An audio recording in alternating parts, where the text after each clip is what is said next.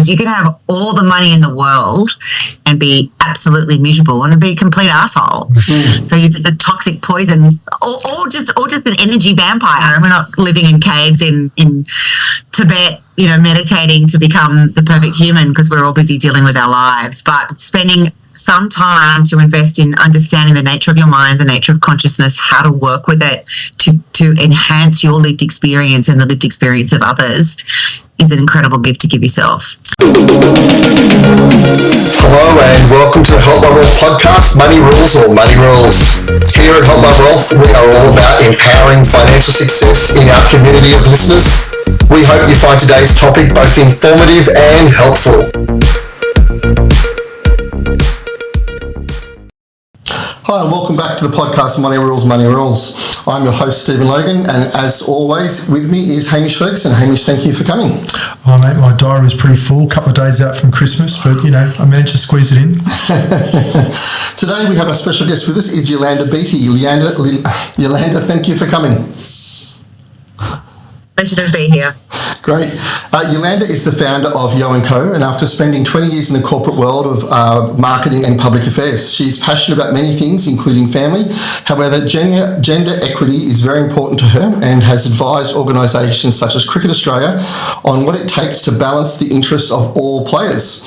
We'll be talking about that more later, but how's your day been, Yolanda?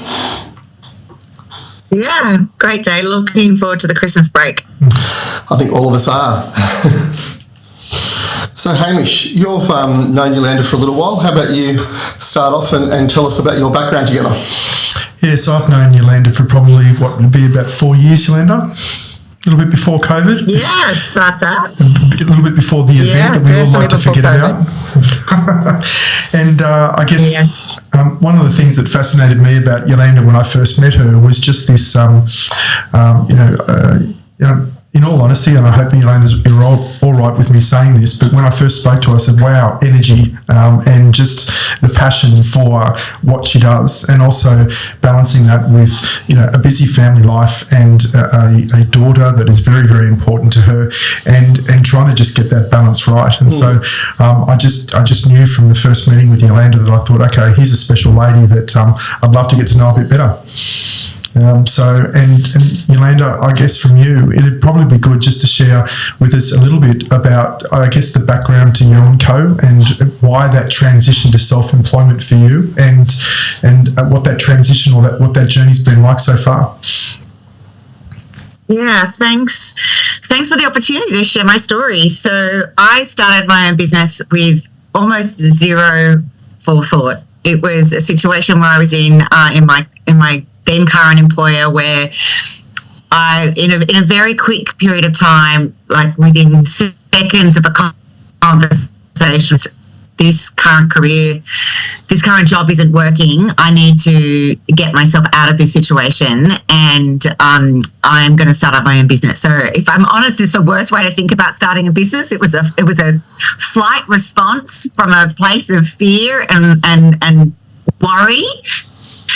And I'm really just very lucky that it's worked out as well as it has. So I think probably ultimately, I've worked in small business for a lot of my career. I'd have a number of people build and run businesses before. So I had that kind of entrepreneurial spirit in me, and I knew that I could sell myself and I could sell, products and programs. And I had the self-confidence and self-belief to do that.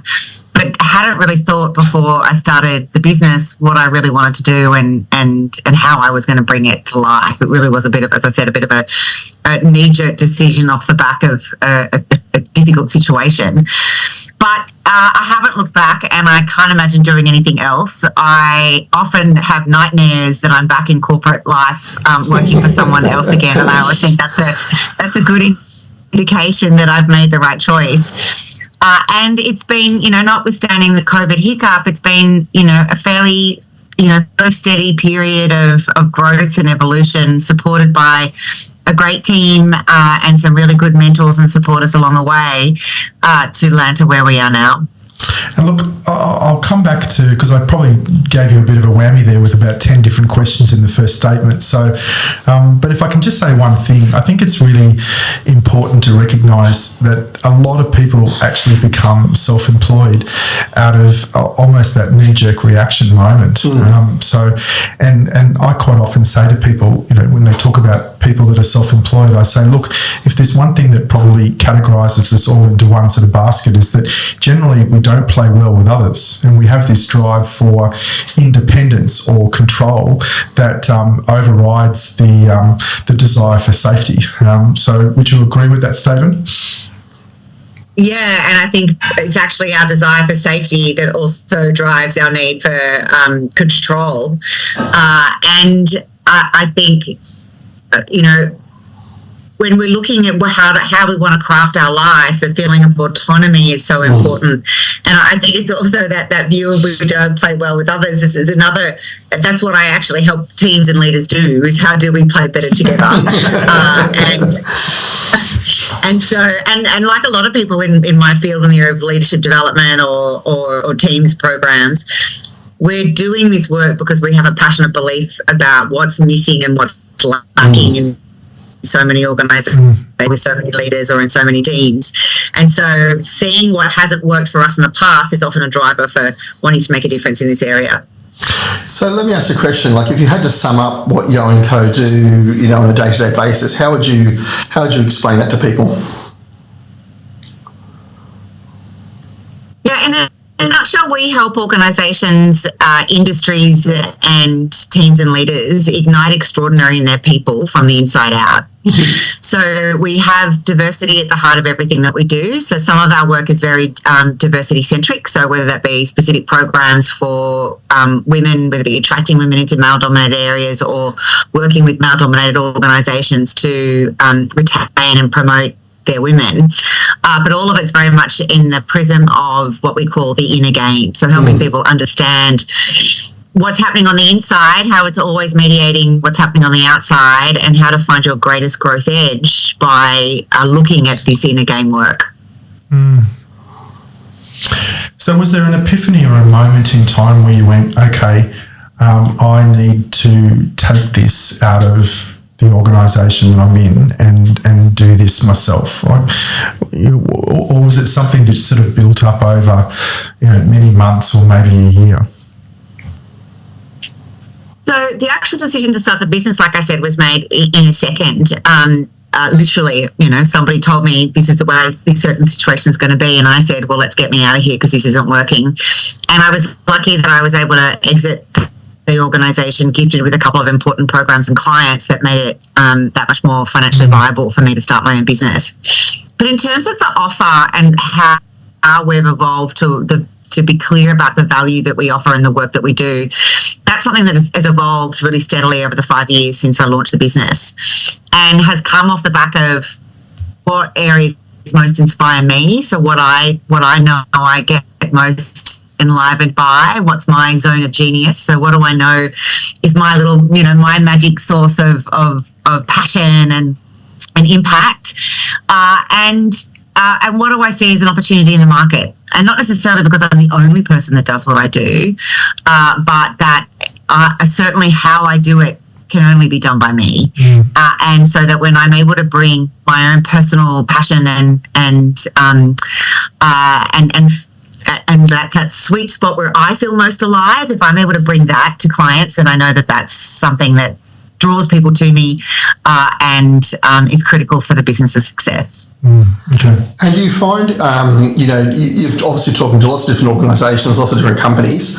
Are there a lot of people that are saying they want to have more team building, they want to understand their staff more, they want to create a better culture within their organisation?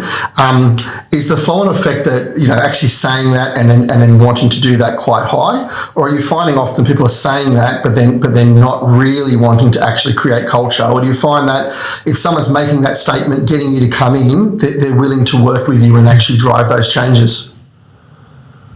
I think the nature of the way that we structure our programs is that it's pretty hard to start this work and abandon it afterwards, because it cuts so deep to the nature of human motivation and the vulnerability and trust that gets created through the conversations that we facilitate make it a bit of an unstoppable momentum in many organizations. And it's one of the reasons why we get a lot of repeat business. So once you kind of, once you start in the game work, most of the time organizations want to do more. But going back to that question, though, of what motivates leaders to start this work in the first place, usually there's something that's, if it's not broken, it's a little bit tense and difficult. So, you know, humans are complex and interpersonal dynamics are fraught. You know, trying to get different people to come together to solve problems and develop, you know, great solutions and collaborate effectively, it's really hard. You know, I find it hard in my own team. You know, we have tension, we have conflict, and it's exhausting and it's time consuming when you have to manage that and you don't have an ability to be able to expertly surface and address the issues. And instead what tends to happen is everyone plays nice on the surface, but there's never really the deep coordination and collaboration and cohesion and connection that leads to magic in teams. And so most leaders need help in doing that, and most leaders benefit from having an external facilitator being able to come in who's impartial and can help them have the conversations that they otherwise have without that external impartial voice. So if we can go back a step, Yolanda, tell us about, I guess, you know, you're on the Help My Wealth podcast and it's all about, you know, financial stability, goals, trying to get yourself sorted in life. And it'd be good just to go back and talk about Yolanda as a child. All right. So if you don't mind, share us a little bit about, I guess, what was life as a child for you? You know, family dynamics. Was money talked about? And, you know, are there any sort of lasting memories or thoughts that you have that have really shaped you from a finances point of view from your childhood years? Yeah, massively. So I was the youngest child of three, a much older brother who was 20 years older, so didn't live with the family, same mother, different father, but lived in the same street. So we was very much involved in the family. We had a very close family growing up. My sister was 2.5 years older than me, and much of my personality, including career choices and financial choices, were shaped in the shadow, but not so much the shadow, actually, probably more in the sunlight of my sister's shadow, because my sister was not the child that did well at school or was, she had a lot of mental health issues from a very young age. And so my strength as a personality was often a reflection of the fact that my sister found life quite difficult. And I can say that, seeing how much that kind of has played out in her adult life as well. So we've talked about this quite a lot. In many ways, her disadvantage strangely became my advantage because I became a bit of the golden child. And what that meant was I had to then keep proving myself to be the academic one, then to be the career-focused one, to be the one that was good with money. You know, she wasn't good at school. She wasn't good career-wise. She was never good with money. She's still very disastrous with money. And so being the golden child in those areas then became this kind of standard that I had to keep maintaining in order to get my own sense of validation, to get my parents' approval, to get my own sense of self-approval. So while not particularly healthy in many ways, and there's a whole lot of stuff that I've had to unwind and reparent myself on as a result of that, it did give me a lot of strength when it came to my own sense of personal ambition, self-belief, and financial security. So much so, I think some of the best examples of that is I've never had a credit card that's ever had any debt on it. I've never, other than my mortgage, I've never had debt that hasn't been able to be repaid immediately. And I saw in her those she never had those skills, and I saw her constantly get into hardship and heartache as a result of that, and was determined to never fall into that habit. And so that was a big part of what shaped me. But also my parents were always very open about money, always talked about where we were at financially. There were times in the late 80s in particular, before the recession that we had to have, where the family made some bad financial choices. And I remember very clearly going to school one day and my mother sitting around the dining room table with mountains of bills in tears, not knowing how she was going to pay it. And as a well, I probably would have been 12, 13-year-old girl, terrified and swearing to myself I would never be in that position. I never want to be in that position. I'll do whatever I can to not be in that position. So that feeling of always earnings, pushing myself to earn more has been a very innate driver in me from a very young age in wanting to avoid that fear that I saw in my mother's eyes when she felt, real financial distress. And of course, it's part of that then is what motivates me and drives me, but also part of that also creates a whole lot of your own stress when you have that background of financial fear motivating you. It works in many ways and can be stressful in others. It's funny because as you were sort of talking about your call it barriers, not barriers is not the right word, but that whole I won't have credit card debt, I won't have this, it is a strength, and you'd almost label it as a healthy fear, because that's really what you're saying it was, wasn't it? It was almost a fear of the fear, and how that manifests itself. Yeah, absolutely. And I think, as you would also know, and I remember a conversation that we had, I also like to live a comfortable life. I mean, I'm definitely not extravagance. I've got a shitty Mitsubishi ASX. I'm grateful to have a property, but I don't wear designer clothes, and I don't like budgeting. So, I don't go to mega fine dining, but I don't like having to deny myself, a few finer things. And so I've always had the belief that don't crimp my lifestyle. I just want to be motivated and set up to earn more so that I don't have to make too many sacrifices. And I think that it's been, very lucky for my generation. I turned 46 this year, and I think it's very lucky for my generation is that as long as you're a successful professional that's continued to move up in your career, that's generally been the case.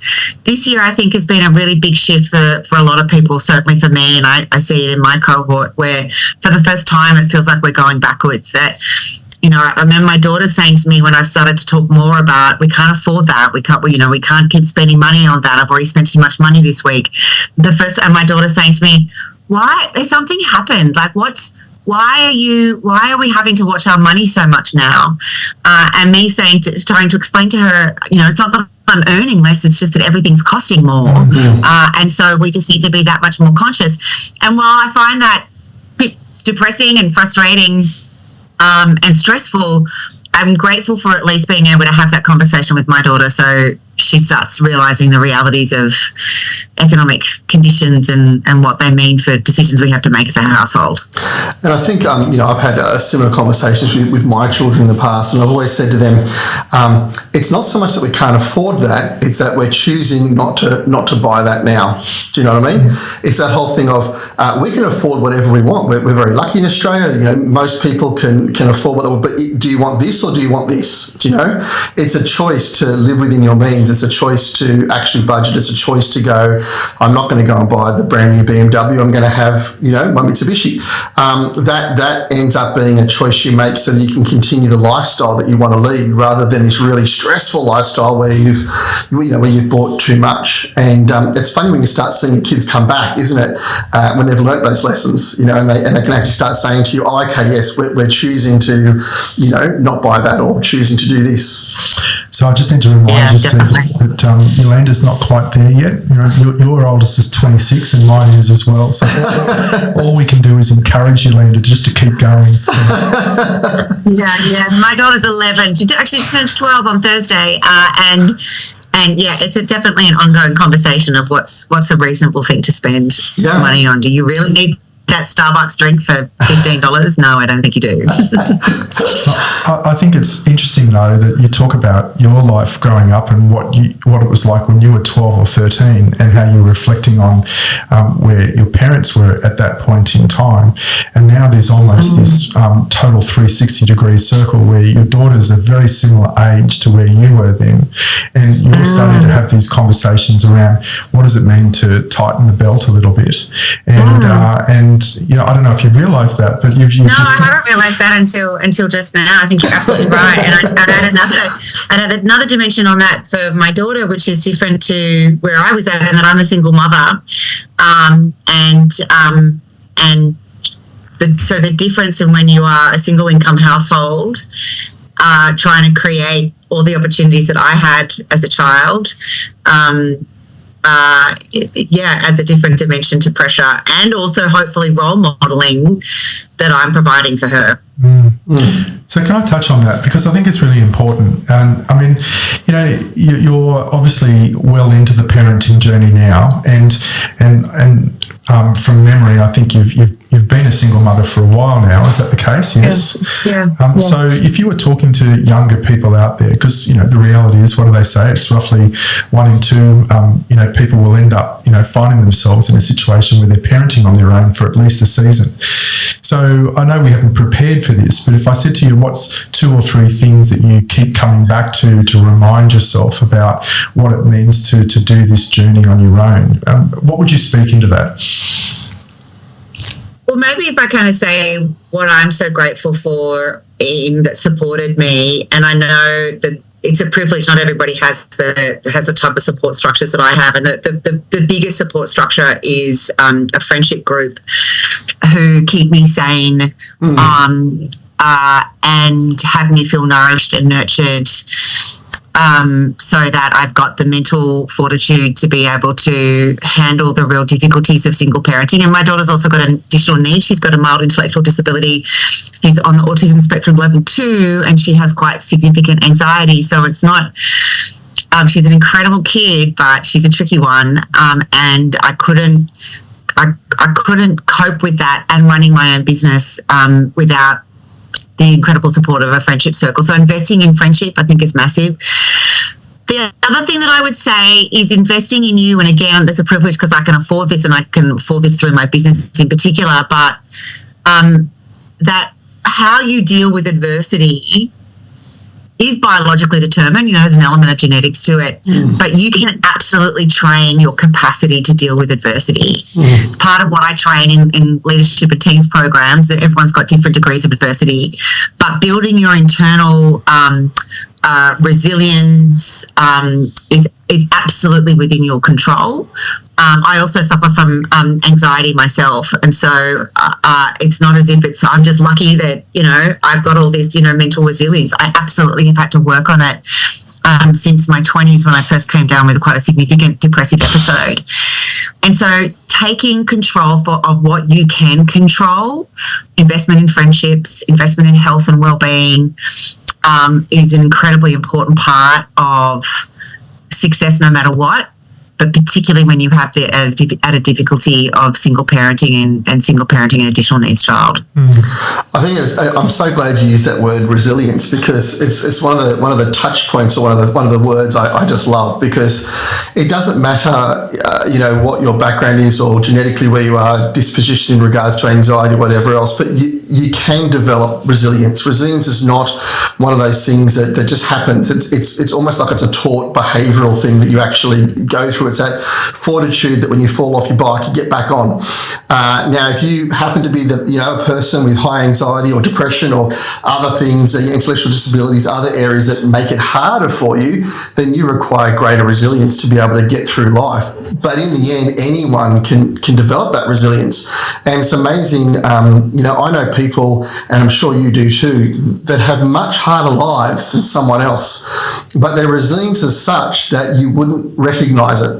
There are other people that have been so blessed in so many ways, yet they seem to be falling apart on a continual basis, whereas you find someone else who hasn't had that same blessings in life, maybe isn't as intelligent just naturally, or has anxiety, whatever else, yet because they've developed that resilience, they actually fare better than the other person, don't they? Yeah, and I think also as a matter of experience in life, and that's really what it comes down to, right? Once you've got your basics covered, and you've got, you're in a certain income threshold where you're not worrying about paying the bills, once you've got those basics covered. And I really appreciate there are so many people in this country right now who don't feel that for the first time in their lives as well. Once you've got those basic covers, as a matter of experience, all you've got to offer yourself in the world is your mind. And so how you work with your mind and what you do to understand the nature of the mind, the nature of consciousness, the nature of human experience, the nature of emotions, of thoughts, doing the work to understand that is the greatest gift you can give yourself and everybody in your life. It's the best investment you can make, because you can have all the money in the world and be absolutely miserable and be a complete asshole. So you're just a toxic poison, or just an energy vampire. Whatever it is, the various versions of toxic, psychopath to just kind of energy vampire who doesn't really give much to them, the people around them, and all the varying degrees. And of course, we can all be different versions of that as well. We're not living in caves in Tibet, meditating to become the perfect human, because we're all busy dealing with our lives. But spending some time to invest in understanding the nature of your mind, the nature of consciousness, how to work with it to enhance your lived experience and the lived experience of others is an incredible gift to give yourself. Yeah, it's one of the things when we're doing the Help Wealth course, we're talking about what are your sort of the basics you need to understand finances, to give you a good foundation to be able to step off into life. And we actually ended up coming up with this, behavioural psychology subject. It's actually one of my favourite subjects in the course that we do. And that goes through a lot of the things that you've just mentioned. And it's funny because when we originally started the Help My Wealth idea, I think we focused more on the finances, on the budgeting, on the cash flow, but in the end, when you actually look through the course, I think it's that discovery of yourself and going through that behavioural psychology that actually really gives you that foundation to be able to step off from. Would you agree, Hamish? But I'm back at energy vampire. I just think that's a great phrase to. We've got to redo all those videos now and build in the phrase energy vampire. So you're sitting here and looking at all the people you know and going, yep, that one's an energy vampire. Well, it's interesting though, because we talked about resilience, and I guess the thing that I guess I'm trying to connect the dots here, because to me, when Yolanda talked about community as well, right? So you can only be resilient for so long on your own. Right, so, I don't think you can be resilient on your own at all. Humans are tribal creatures. We pair bond for life from an intimate mateship point of view, and we're tribal creatures when it comes to family and friends. I don't think anybody can survive alone. And if you look at the epidemic of loneliness that is existing across the Western world, it is the biggest issue and the biggest health issue that the Western world faces. And we look at it from not only just a health issue, but then a social issue, a crime issue. One of the biggest risks that the Western world faces is the rise of lonely men, and how many there are, and what that does for crime rates, for depression rates, for suicide rates, for fertility, the difficulty of women being able to partner with good men who have the social skills and the friendship networks to be able to to be good partners and good support. So I think it's a incredibly important issue. Yeah, no, I think one of the shows I've been enjoying lately, I think I've just finished it, it's called The Blue Zone, and they talk, it seems that in all of the areas where people reach 100 at a greater rate, that community is one of those bedrock, I guess call it philosophies or ingredients to what they're saying is a successful life. Yeah, absolutely. Absolutely. So Yolanda, if I can come back to, I guess, let's label you as a leadership coach, right? So, does that phrase resonate with you? If not, how would you describe yourself, right, in from a work capacity point of view? So it depends on the audience. So for somebody who's buying leadership programs, then yes, it's definitely a leadership coach. For somebody who really wants to be true though, and is really ready for the truth, and what I am as a consciousness coach, and also the people that really want to do that work are really ready and willing to lean into that work, as I consider myself a consciousness coach and very much a student. in that myself. So can you go a little bit further into that, sort of in terms of, so what does a consciousness coach involve? Like, what are you trying to unpack with the individual? Yeah, so what we're trying to unpack when we're doing consciousness work is to understand the nature of thoughts, the nature of motivations, thoughts, feelings, and beliefs, and how they shape what we do moment to moment and how they shape our lived experience. So it's effectively working with understanding the nature of the mind and how to work with it more skillfully so that you have more of what you want in life as a matter of experience and give more back in life to others to enhance their experience. So is that another way, forgive me if I'm making light of this, but is that another way of looking at the old Looney Tunes cartoon and looking at I think the guy that might have been on my right shoulder that was trying to speak nice things into my ear rather than... Yeah. Devil and the angel, sure. So why don't I kind of dig into that a little bit more with just a couple of kind of really powerful concepts, and I share these concepts and have been taught these concepts by a group called the Conscious Leadership Group. So they have they anchor everything that they do, and this anchors everything that I do on this concept of above the line and below the line. When you're above the line, you're in a state of high trust. You're feeling open and curious, committed to learning. You're feeling connected to the people you're with and are feeling very present to your experience and the people around you. When you're below the line, you're feeling threatened, you're committed to being right. It's more about winning than it is about learning. It's more about proving yourself better than, or sometimes worse than, less than other people. It's very much about power over or power under rather than sharing power with, and is driven by our programming over millennia, which is about having to self-protect and self-preserve in order to avoid risk and avoid threats. And so in that place of below the line, there's a sense of scarcity of time, money, energy, and we focus on what's not working. We focus on problems. We focus on threats and fears as opposed to possibilities. Now, the truth is that because this is a survival mechanism that's evolved over millennia, we're going to be below the line all the time. And so the game is not actually about being above the line. The game is about seeing when you're below the line, understanding when you are and what are your choices to do things differently and how you can shift to above the line, or at least not be as deep below the line as you might otherwise would if you let the negative programming that the brain is wired to do run amok and run uncontrolled to descend you into a below the line position that becomes much harder to bounce back from. So that's really in its simplest forms what consciousness work or mindset work, in other ways described as a mindset coach, is about, really connecting with that human truth and working with it in a skillful way so that you can have a life you love, build a fulfilling and flourishing career, bring your best self to more moments with the people that mean the most to you. And I think, like, I know when I've worked with different groups in the past, one of the things I've talked about is this idea that your skill doesn't change.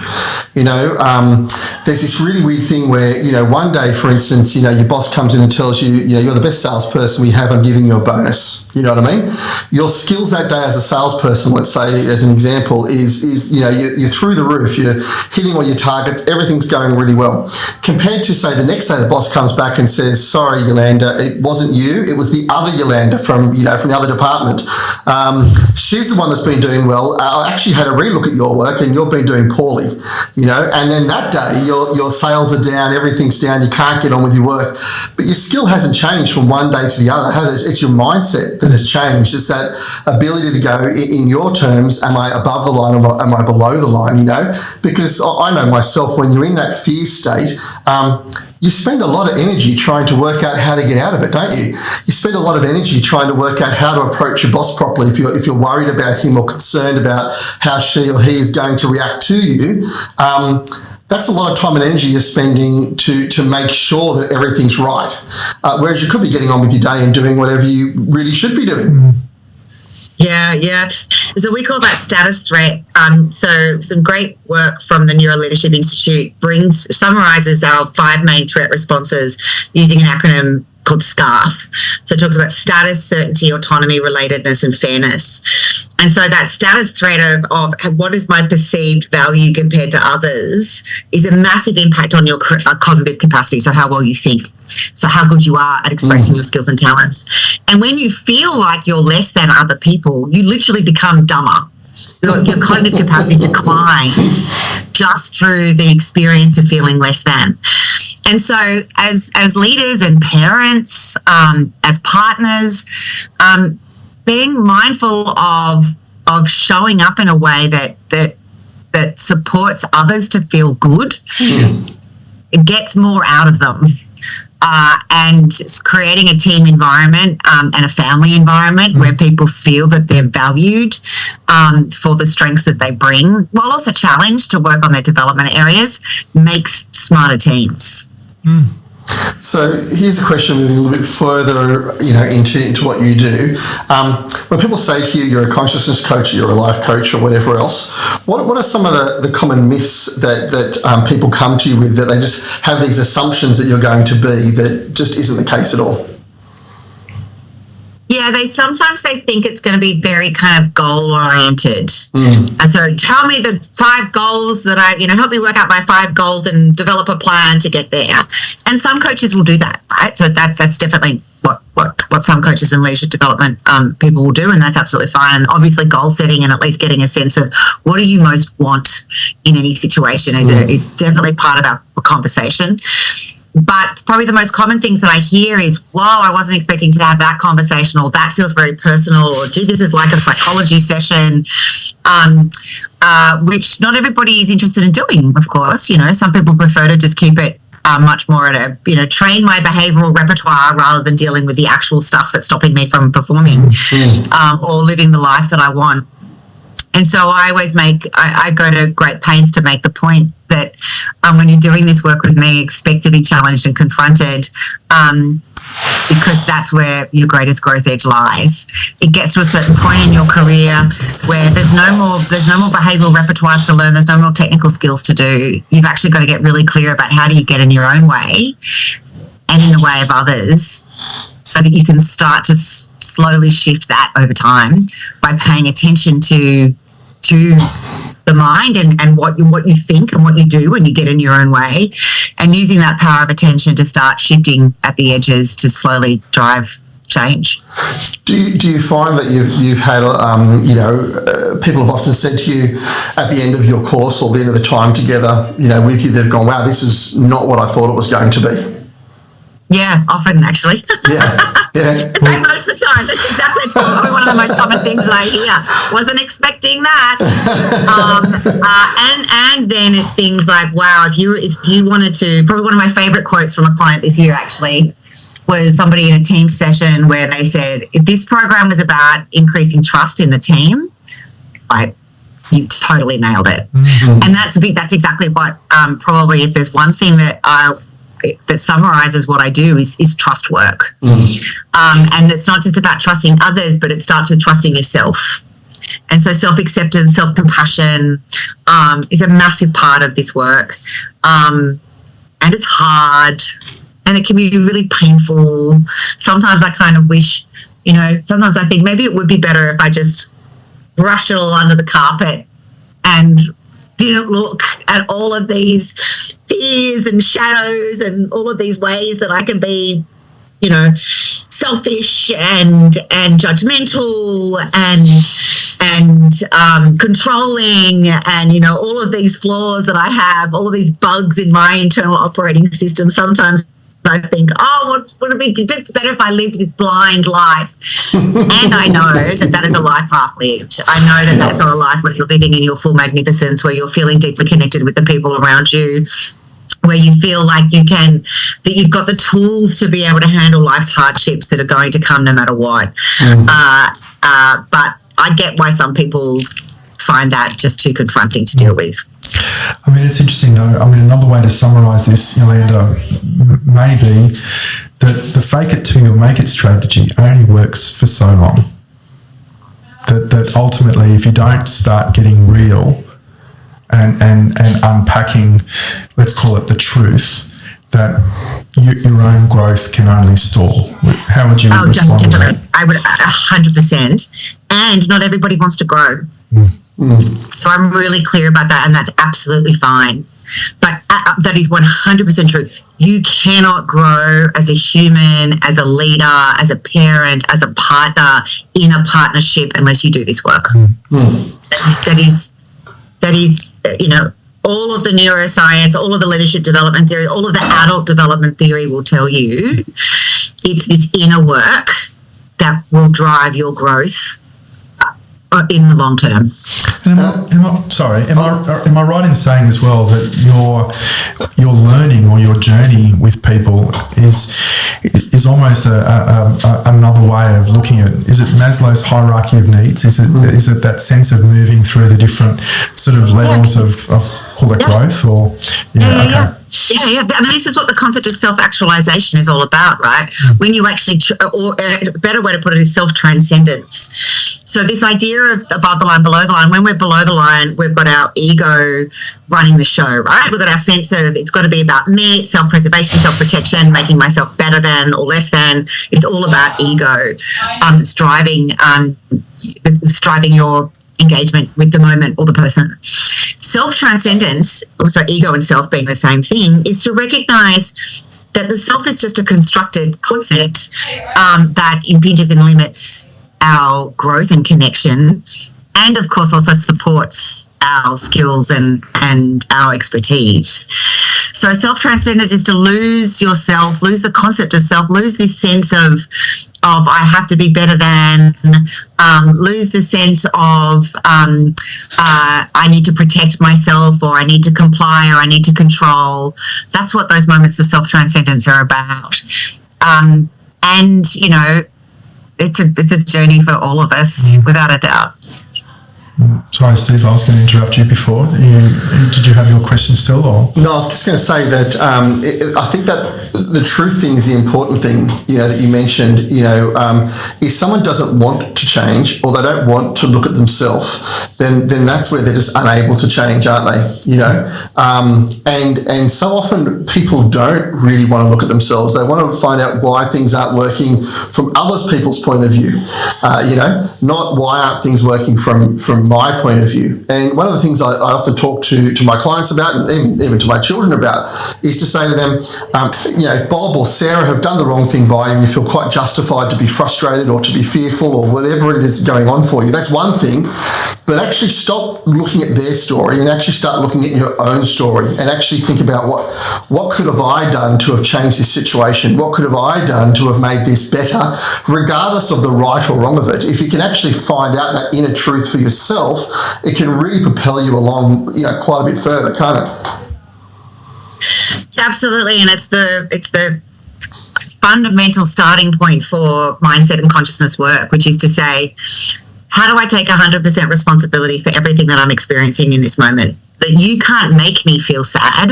You do things, and then I make myself sad from the stories that I make up about the things that you're doing. Yes. Right. Other than, obviously there are situations where there are real victims, victims of violence, victims of psychological abuse. There are all sorts of ways that we can be a real victim. However, most of the time, in most of our experience, our victim psychology is a self-created view of feeling at the effect of others. So one of the key things that we do when we do this type of mindset and consciousness work is we look at how we create dramas. And in all dramas, there's either a victim, villain, or a hero, and often we're playing all three roles. So the victim is feeling at the effect of, we're feeling at the effect of, the villain is blaming themselves or others, and the hero comes in to swoop with temporary relief, often with some kind of quick fix, like coming and doing it for you, trying to make everybody feel better, it'll be okay, rather than actually sitting with pain and discomfort that's essential for learning and growth. So understanding all these very human ways that we self-sabotage and sabotage others starts with taking responsibility and ending all blame. Absolutely. So you're right, if we move along a little bit, because I'm really curious to hear a little bit more about Yolanda's journey around, I guess, gender equality, the work she's done with Cricket Australia. I've been quite fascinated with what's been going on in the world of soccer, I believe, as well over the last 6 months, and some of the big improvements that they've made there. So tell us how you fell into this part of the work, and where it's taken you and some of the highs and lows. Yeah, so I started working in gender equality and pay equity when I was working for a large consulting firm, and one of their clients was the Australian Cricketers Association, and so that's the peak body, effectively the union body that represents, that organises and represents professional players. So it was 2016, they were going into a pay negotiation, just captured in a memorandum of understanding, and they wanted to bring the men and women into the same pay deal and the same pay bucket, but didn't know how to approach the knowing that they're two very different pay two very different commercial outcomes, right? So back in 2016, if you were a domestic player, you were getting paid like peanuts. You were certainly working part-time, if not full-time. The Aussie team, the Australian team was starting to get paid in a way that they could actually become fully professional, but still many were still working part-time as well. And so the Australian Cricketers Association really wanted to help to navigate these two different commercial realities, given to be a professional, to be the best cricketer you can be is exactly the same if you're a woman as if you're a man. So there was this fundamental inequity in the system at all levels that needed to be addressed. So I came in and brought a disciplined approach to thinking through how you value work. And how you do that, recognizing that they have two different commercial values, so the two different products, the two different jobs, if you like, but there is a baseline of what's required. And how do you put in place a mechanism where you recognize that the men's game is more valuable than the women's game because there's been over 100 years of underinvestment in that women's game. And so that gave us a framework, a model, if you like, and a set of principles to be able to guide the decision making. Once ACA started to work with Cricket Australia to pay the bills, the administrator and the manager through the process, then CA brought me in to help them understand the thinking. They created a basis upon which all of the pay decisions have been made since, and I've had the privilege of being able to work with them in 3 different iterations of those pay reviews that's now had most cricketers, domestic and national, being able to be full-time players, and certainly the international players, particularly now with the global dynamics of the Women's Indian Premier League, just smashing those pay conversations to a whole new level in the deal that was struck this year. I've also had the privilege of doing that work and informing the discussions with the AFL, with New Zealand Rugby, New Zealand professional football, Australian professional footballs, and soccer. That all of them? I think that's all of them. So it's been, and I always say it's also quite funny because I'm not particularly interested in sport. I don't watch sport.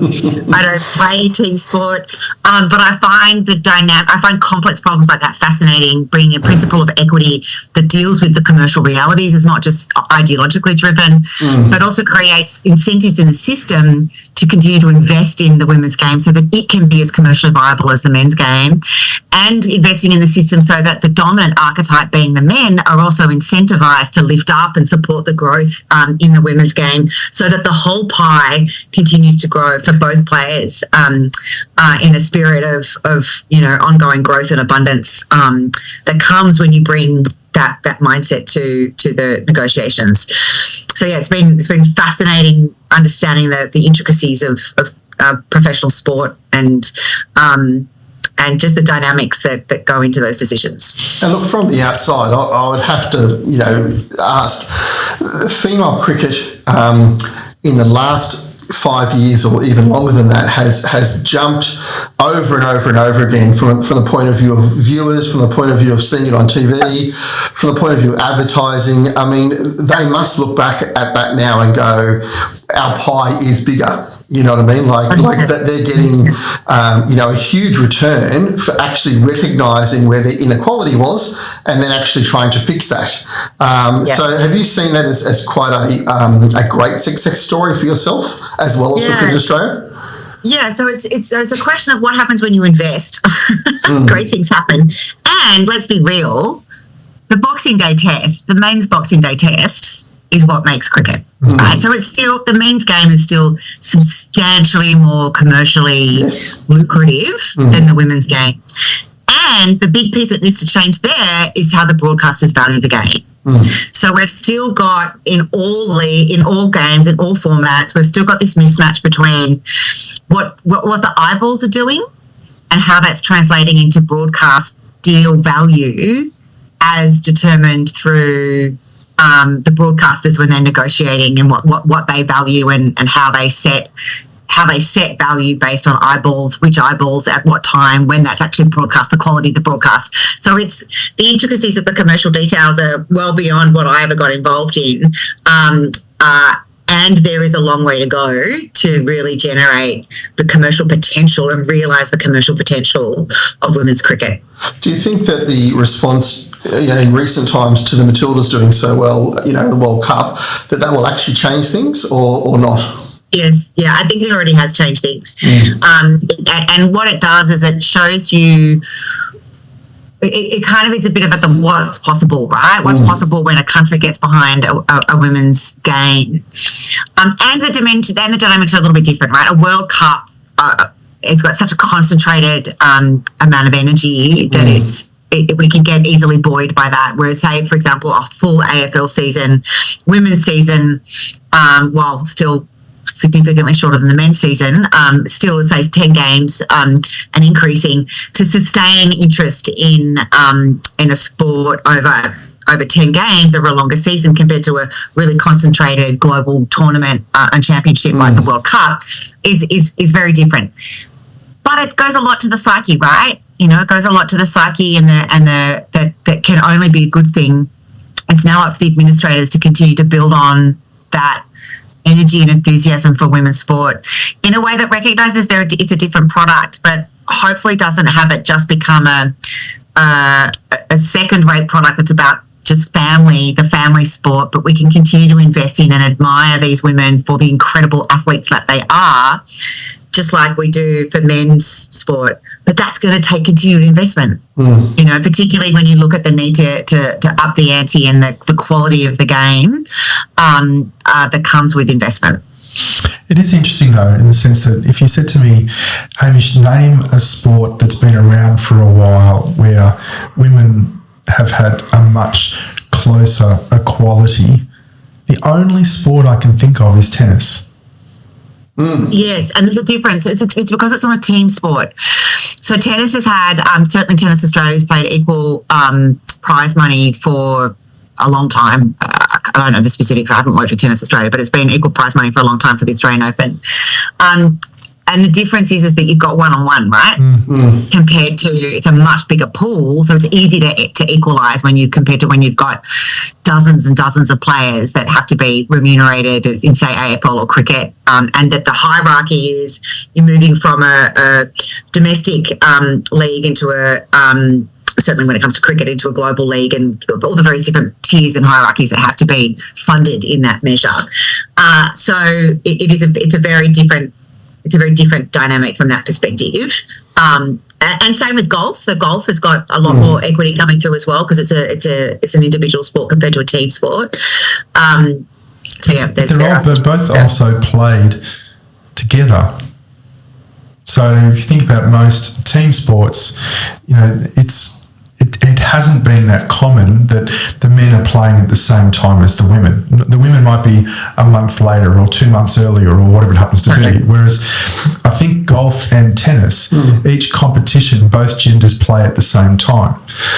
And we don't need to get into the specifics of that, but it is interesting. I guess if I can take one step back, though, I'm still trying to get my head around, okay, so before you started talking to Cricket Australia, would you have called yourself a specialist in this area? Or, how did that conversation eventuate? Sure. Yeah. So I was a specialist in pay equity. So my expertise in gender equality started when I ran the public affairs team of the Workplace Gender Equality Agency from 2012 to 2016. So that role is a federal government agency that regulates employers on their gender equality performance, and they do that through basically collecting data and reporting statutory authority. And so I was running the big campaigns that was driving the national conversation, and particularly in areas of pay equity and workplace flexibility, gender strategy. And so that role gave me the expertise and the profile to then join a global consulting firm called Mercer, where I ran their diversity and inclusion consulting practice.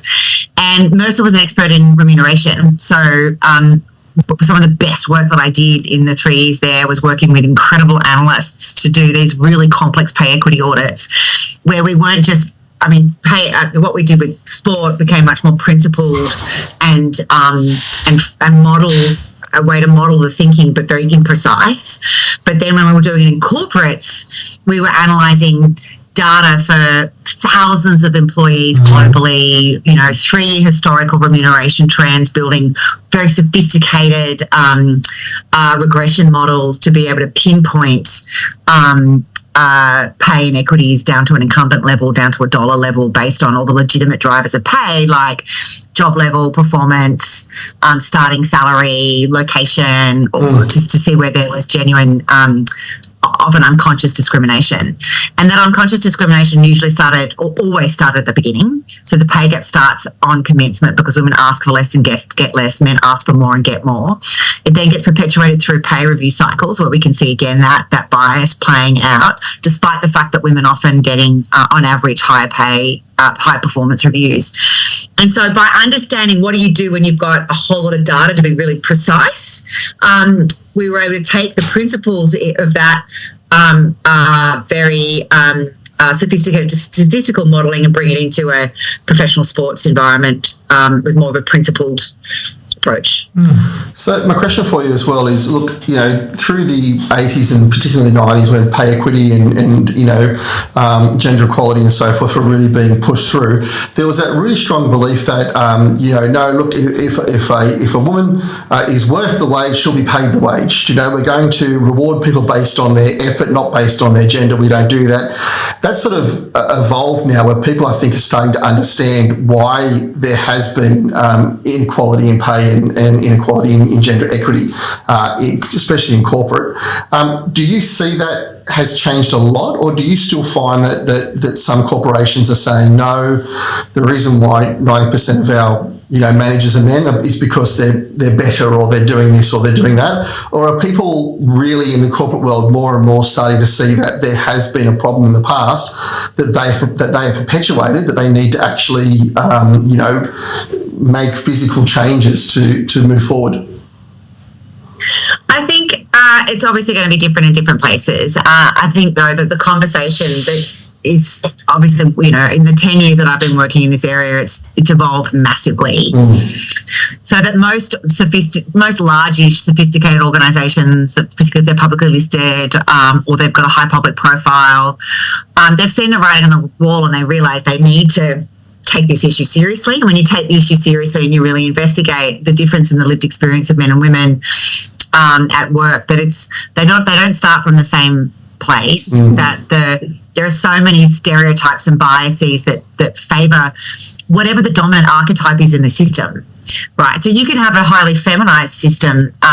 So I've done a lot of work in the pharmaceutical industry as well, where there are majority women in most management positions in the most senior levels, and they're just simply, apart from there was a little bit of a gender pay gap on pay commencement because of that negotiation factor. There just simply isn't a pay gap when you've got a female-dominated workforce, and so the barriers just don't exist. So what you see, I think, most employers is recognising that fairness and equity matters to be able to get the best out of your people and to be able to attract the best talent. And in an environment where you're in a knowledge economy, being able to attract and retain and motivate and get discretionary effort out of your people is good for business. And equity, and not just when it comes to gender equity, but all equity, that feeling of am I being treated fairly, is fundamental to people's sense of motivation, which then drives discretionary effort. And so, it just becomes a really basic tenet of leadership that most organisations are recognising is good for them. Can I ask a cheeky question? So, so Yolanda, you're in the pharmaceutical industry, and everybody in the workforce is female except for the boss, right? The number one guy, CEO, whatever you want to call him, right? But you touched on before that females tend to ask for pay rises less. Yeah. Right. So what you're telling me is if I had a whole female workforce versus, so we're talking Pfizer versus, what's the other big one? You've forgotten all this stuff. So Smith and Klein, whatever. And they've all got male, all right? So you're saying that you could almost tank the company with the male workforce because they're all going to ask for too many pay rises, right? So whereas the females, they're probably a little bit more likely just to be happy, right? And so won't ask for the pay rises. And so Pfizer, in that case, would be a more profitable firm. Right. So, and I think that's the thing I find really interesting is because I'm reflecting at the moment. I'm going to leave an Easter egg in this show to see if my staff actually listen to this, because I can attest to the fact that the females tend to just ask less. Yeah. Yeah, they speak up less, they ask for less, they don't push their promotion, they expect that if they just do good work, it'll be noticed. And good organisations, because most women then wake up one day and go, what the fuck have I been doing? Like, the blokes are taking over me, I'm getting paid less, I'm working my butt off, and I'm running the household at a disproportionate level. What am I doing? And so some organisations, the good organisations recognise that equity is about supporting people to start from the same level playing field, and that because of all of these socially conditioned factors, women aren't starting from the same playing field when it comes to the professional environment. And so the good leaders go, we're going to offer her what she's worth, not what she asks. We're going to support her to speak up and get promoted through coaching. So I do a sponsorship and advocacy program, which is about addressing some of these issues, for example. And so they recognise that if they want to get more women into those more senior roles, that inequity means that we have to do more to support them, but that it's not just a gender issue. And this is what I'm increasingly talking to organisations about. When you scratch beneath the surface, there are some gender issues, but it's way more a human potential issue. That an introverted male from a diverse cultural background is going to be more disadvantaged than an extroverted white woman if extroverted white is the dominant archetype.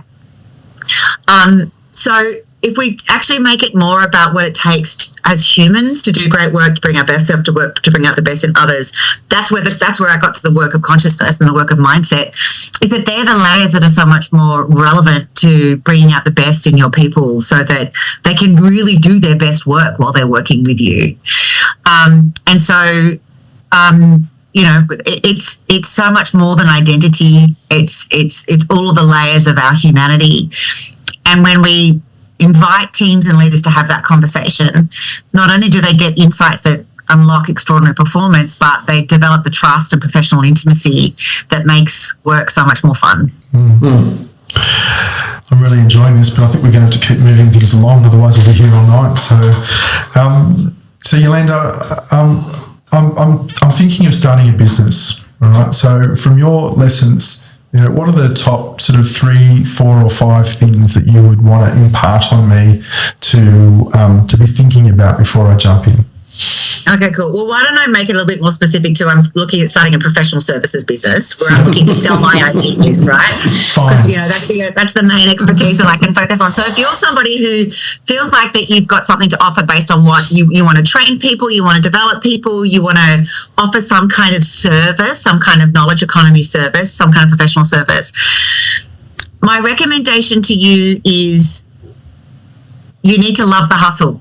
Mm-hmm. You need to be comfortable selling yourself. You need to know your worth and value. And you need to be comfortable getting uncomfortable with that, because it's always going to feel like I consider myself to have a high level of self-confidence and self-worth. And I have imposter syndrome all the time.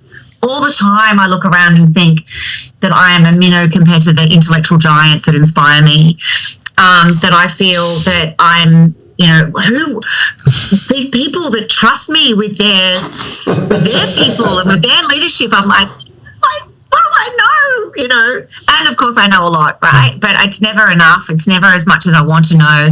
And so being able to step outside your comfort zone and push yourself and sell yourself beyond what you think you're capable of while catching up and constantly developing and growing yourself is absolutely fundamental. So you've got to love the hustle.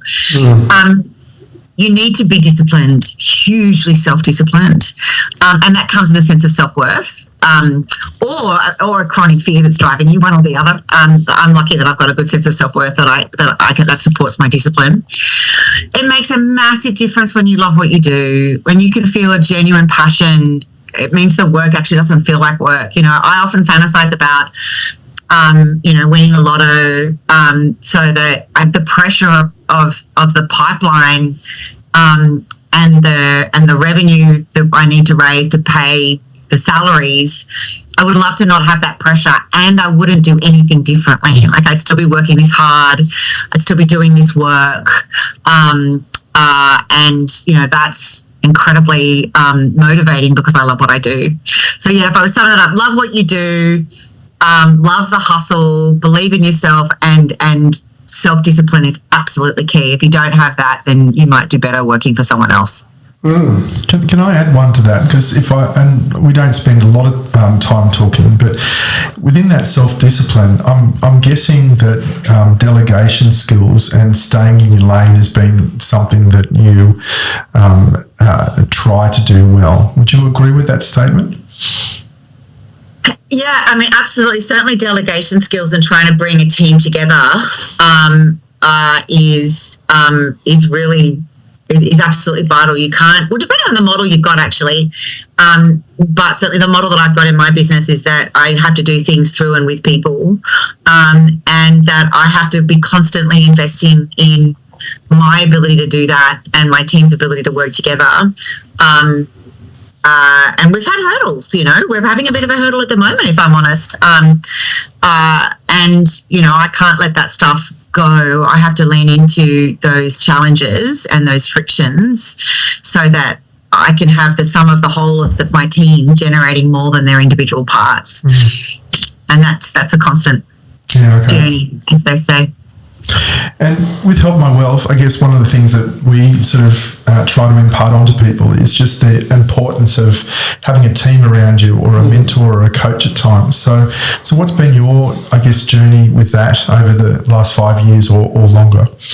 Yeah, coach is massive. If I look at, just the work that we've done together, Hamish, from a financial perspective, and for me, because there's not heaps of money to invest or manage at the moment. It's really about maximising my contribution to super and getting my insurance sorted.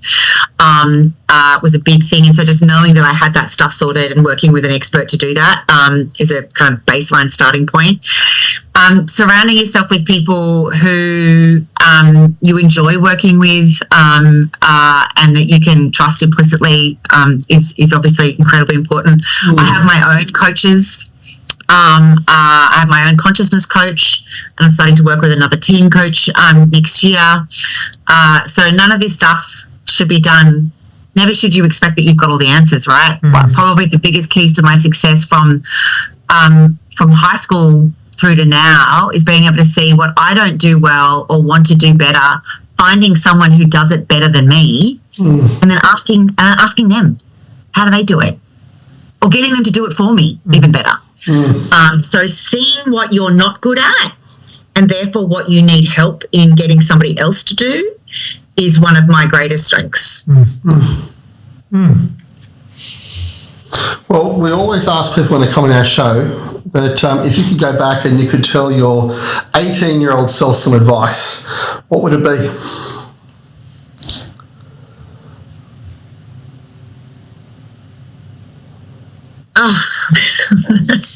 So many. So I'm just trying to think of what the best one would be. It would be trust yourself. You're going to be okay if you end up alone. I would have made very different choices had I not been so afraid of being alone. It's funny, we ask that question to a lot of people, and I would say that a good percentage of them often say, trust yourself. Yeah. Trust yourself often becomes one of the things that they often point out. So, okay, another question we'd like to ask everyone is, if you were going to write a book, what would the book be about and what would the title be? I've got a couple of books in the mental cog. So one of them is in the file. One of them is called Trust Work. So why trust work is key to teamwork. Another one is Ego Threats. How you self-sabotage through ego. Another one would just be the inner game. So helping you master your inner game. And then I've also would love to do one. I'm not single anymore. I've been in a relationship for a couple of years. But I prolifically dated after my ex-husband and I separated. And I would have loved to have written a book then about dating, how to survive the dating world in Sydney. Well, you have at least 4 good books there. You need to get cracking. No time to write them. You need to get cracking on which one you're going to focus on. And I think the good news is, out of I think our 16 or 17 episodes so far, you've got no competition, so nobody has picked any of those titles so far. Yeah, I like the inner self one particular. I think that's really good. Well, look, Yolanda, thank you so much for joining us. We really appreciate you having along as our special guest, and we've really appreciated everything that you've shared with us today. Yeah, I think thank you so much for the opportunity. It's been a blast. No, it's been great, and I'd almost say there's another episode at some point down the track. So, thanks, Yolanda. It's been great, especially if you write one of those books. Yeah, you'll be the first one getting the copy. Yeah, great. Well, look, Help My Wealth is all about empowering your financial success in a balanced and safe way. And today we've done that by talking to Yolanda Beattie. I hope that you've enjoyed it, and I hope that it's actually helped you to have insight into yourself and insight into your own workplace and how you deal with trust and deal with workplace relations. Yolanda, thank you for joining us, and we'll see you all again next time. Thank you, and bye for now. Bye.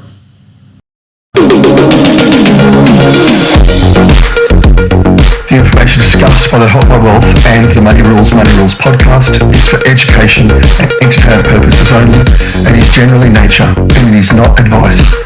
It is not intended as a substitute for professional finance, legal or tax advice. It is aimed to provide a general understanding of each topic and should not be relied upon to make an investment or financial decision. It is strongly suggested that you seek professional advice regarding your own individual circumstances before making a financial decision. Help My Wealth and the hosts of the Money Rules and Money Rules podcast are not aware of your personal financial circumstances. Before making any financial decisions, you should read the product disclosure statement and, if necessary, consult a licensed financial professional. Do not take financial advice from a podcast. In the spirit of reconciliation, Help My Wealth and the Money Rules or Money Rules podcasts acknowledge the traditional custodians of country throughout Australia and the connections to land, sea and community. We pay our respects to past, present and emerging elders.